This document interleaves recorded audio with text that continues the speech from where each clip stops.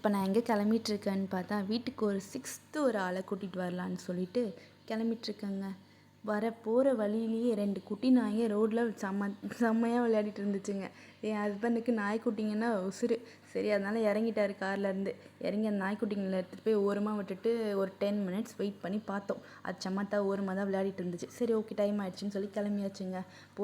போக ஸ்டார்ட்டே பண்ணல. இப்போ தான் கிளம்பணும். அதுக்குள்ளே என் பையன் தூங்கிட்டான். அவனுக்கு காரில் போகணுன்னாலே தூக்கம் வந்துடும். அது அவனுக்கு தூக்கம் எங்கேருந்து தான் வருதுன்னு தெரில. காரில் போகணுன்னாலே தூங்கிடுவான். சரி ஓகேன்னு சொல்லிட்டு நம்மளும் இப்போ எங்கே வந்திருக்கோம்னு சொன்னால் கொளத்தூர் தாங்க வந்திருக்கோம். ஃபிஷ் மார்க்கெட் தான் வந்திருக்கோம். இங்கேருந்து தான் நம்ம அவங்கள கூட்டிகிட்டு போகிறோம். நம்ம வீட்டுக்கு அந்த 6th ஒரு ஆளை கூட்டிகிட்டு போகிறோம். வந்த வேலை ஒன்று. நான் என்ன வேலை பார்த்துட்ருக்கேன்னு பாருங்கள். எனக்கு இந்த சாட் கடை பார்த்தாலே குடுன்னு ஓடி போய் நின்றுவேங்க. அதுவும் எனக்கு இந்த சாட் ஐட்டம்ஸ் தான் சாப்பிடலன்னா அந்த நாளே ஓடாது. அது வெளில போயிட்டு அதை சாப்பிடாம வந்துட்டோன்னா அவ்வளோதான், அந்த நாளே எனக்கு போகாது. சரி வந்த வேலையை பார்க்கலான்னு சொல்லிட்டு ஒரு கடைக்குள்ளே போகணுங்க. அங்கே வீடியோ எடுக்கக்கூடாது சொல்லிட்டாங்க. சரி ஆனாலும் அங்கே வந்து அவ்வளோவா இல்லை பேர்ட்ஸு. சரி அதனால் நான் கிளம்பி போகிற வழியெல்லாம் பார்த்துட்டே போனோம். எந்த கடைக்குள்ளே போகலாம் அப்படின்னு சொல்லிட்டு பார்த்துட்டே போனோம். சரி ஓகே ஒரு கடைக்குள்ளே போகணுங்க.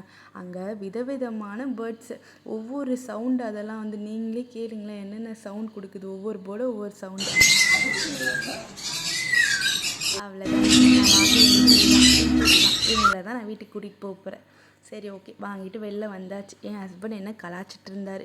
இதையாச்சும் நீ பார்த்துப்பியா இல்லை இதுவும் அவ்வளோதானா, என்னை தலையில் தான் கட்டிடுவியா அப்படி சொல்லி என்னை கலாச்சிட்டு இருந்தார்.